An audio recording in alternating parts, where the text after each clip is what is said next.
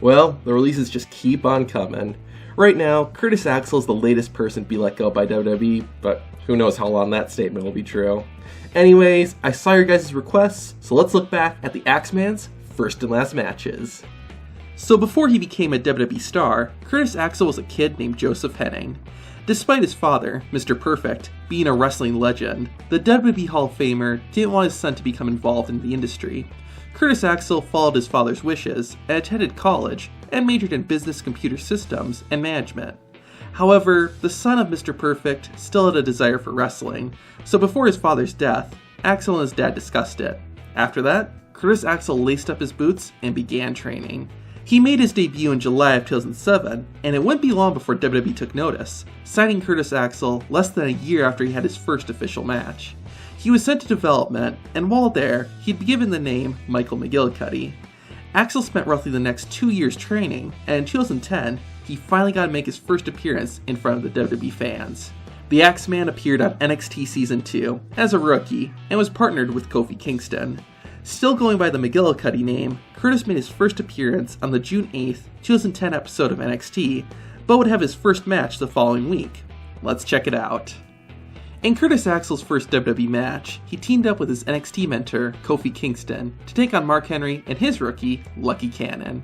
It looked like Kingston and Henry were going to start the match, but after making the motion, Kingston allowed his rookie to tag in. Axel tried to grapple with the world's strongest man, but Henry's size easily overpowered the third-generation star. Soon, Lucky Cannon tagged in, and this allowed the future Intercontinental champion to mount a comeback and gain control of the match. With the momentum on his team's side, Axel kept it going by taking in Kofi Kingston. After spending less than a minute in the ring, Curtis Axel's mentor tagged out and the Axeman was legal again. Lucky Cannon tried to fight back, but Axel continued to outpower him. After dishing out a series of quick moves, Curtis Axel slowed things down by locking his opponent in a hold. Cannon finally had enough and got back to his feet and completely changed the tide of the match with a single big boot. The situation only got worse for Axel, as Mark Henry soon became the legal participant again. While the third-generation wrestler tried his best, he was no match for the world's strongest man. Lucky Cannon tagged back in and continued where Henry left off. Curtis Axel attempted to get back to his feet, but his fellow rookie would always knock him back down. In response, Axel changed his strategy and held on to his opponent, who in turn shoved Curtis into the turnbuckles. Curtis Axel then reversed an Irish whip and dodged Cannon's crossbody. With an opening created, Axel went for a swinging neckbreaker, which got him the 3 count and victory. After the match, Kofi Kingston got on the mic and applauded his rookie. It was a pretty average match, so there's not a whole lot to say. Axel's finisher caught me off guard, but it was his debut on the main roster, so I can't be too hard on it. Anyways, Curtis Axel picks up the win in his first match, so let's see how things continued. Following his early success, Axel won a decent number of matches and was the runner-up of NXT Season 2. He also delivered one of the most hilariously bad promos of all time. And starting this moment from now, from this moment on... After NXT was wrapped up, the man, still known as Michael McGillicuddy, resurfaced during the 2010 Hell in a Cell pay-per-view, where he and Husky Harris ambushed John Cena during his match with Nexus leader Wade Barrett. A few weeks later, Curtis Axel slapped on his own armband and joined the group. Even when the Nexus underwent new management in 2011, Axel remained a member of the faction, which paid off as he and David Otunga became tag team champions. However, their championship reign wasn't exactly iconic. The two had only one successful title defense, and after about 3 months, they would lose the belts to Evan Bourne and Axel's former mentor, Kofi Kingston. Unfortunately, the Axeman's career continued to take a nosedive. He and Otunga ended their partnership, and Axel started appearing primarily on Superstars and eventually returned to NXT. While he would be put into feuds, he often lost most of his matches. This continued through 2012 and into early 2013, but the son of Mr. Perfect would see a resurgence almost 3 years after his debut match.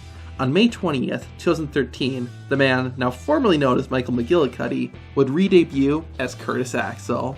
With Paul Heyman as his manager, the rejuvenated wrestler began picking up wins over huge stars such as Chris Jericho, Triple H, and even John Cena. This massive push also resulted in Curtis Axel capturing his second championship in WWE when he won the Intercontinental title at Payback. He had a much better and longer run with the IC belt, having several successful title defenses, and held it for about 5 months. Paul Heyman would leave Axel in November of 2013, and soon after, Axel's championship reign also ended. With that saga of his career over, Curtis Axel began an alliance with Ryback. They would pursue the tag titles for the first half of 2014, but were never successful, and the team officially split once Ryback was taken out with an injury. The Axeman's career didn't pick up until the 2015 Royal Rumble. Before he made it to the ring, Curtis Axel was attacked by Eric Rowan, which made him unable to compete in the Rumble match. The former Paul Heyman guy then started proclaiming himself the true winner of the Royal Rumble, and he began spouting the hashtag Axelmania. This led him to begin a Hulk Hogan impersonation gimmick, and he would team up with Damien Sandow, who was impersonating Macho Man. The tag team stopped due to real-world events. Axel's career once again slowed down, but gained new traction in January 2016 when he joined forces with Adam Rose, Heath Slater, and Bo Dallas as the Social Outcasts. While it gave Curtis Axel something to do, the group didn't accomplish much and lost a majority of their matches until they were finally broken up during the 2016 draft. Sadly for Axel, he'd have to wait about a year before things picked up again. In 2017, he along with Bo Dallas partnered with The Miz, calling themselves the Miztourage. Their primary function was aiding The Miz and helping him retain his Intercontinental Championship, and this continued for several months. Axel and Dallas finally ended their alliance with The Miz in April 2018 when the A-lister was drafted to SmackDown, while the former Miztourage was left on Raw. With 100% less Miz in the group, Curtis Axel and Bo Dallas started calling themselves the B-Team, and actually did pretty well. They started gaining wins and would eventually snag the Raw Tag Team titles. The reign didn't last too terribly long, but they did manage to have a successful defense at SummerSlam. Unfortunately for the B-Team, they didn't have much to do after they lost their titles. Curtis Axel and Bo Dallas would continue to tag together, but started appearing less and less on TV, and were often defeated when they did show up. With that in mind, it's not surprising that Curtis Axel's last WWE match was almost in sight, and it finally arrived on February 28th, 2020. In his last appearance, Curtis Axel took on the leader of the Yes Movement, Daniel Bryan. The Axeman took charge of the match right away by backing Bryan into the turnbuckles and beating him down.